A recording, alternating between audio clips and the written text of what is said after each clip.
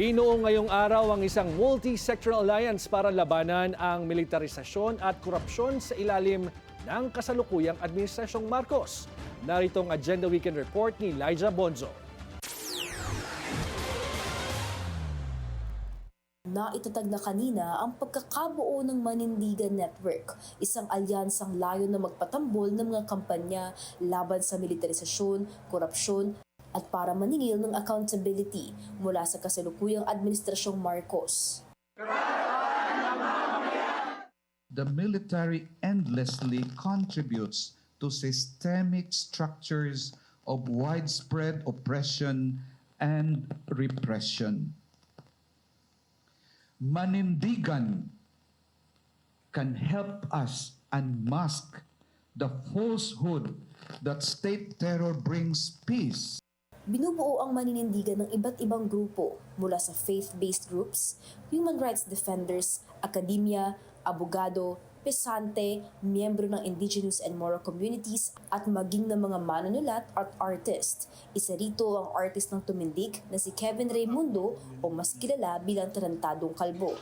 Naiintindihan ko ang halaga ng sama-samang pakikibaka.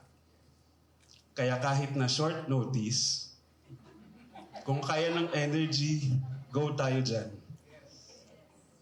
Hindi ko nahihintayin na maging fully prepared ako kasi never ka naman magiging ready hanggat hindi ka nagdedesisyon.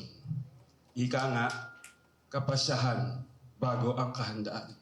Pahayag ng grupo, nakababahala ang bilyon-bilyong confidential and intelligence funds at allocation para sa National Task Force to End Local Communist Armed Conflict. Anila, malaking porsyento ng mga nailalaang budget for military operations ay nailalaan na sana para sa health, education, housing, and disaster response. Sa kasalukuyang administrasyon, halos wala raw na iba. Talamak at mas lumala pa ang red tagging, terrorist labeling at criminalization of dissent. Influencers will need to speak. Lawyers will defend the falsely accused. Students and professors will spread the word and visit communities. Campaigners will hold protests, and church people should mobilize networks of support and accompaniment.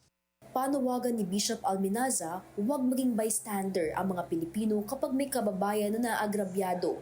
Lalo pa raw kung ang mga salarin ay sila mga dapat pumoprotekta sa karapatan at kapakanan natin.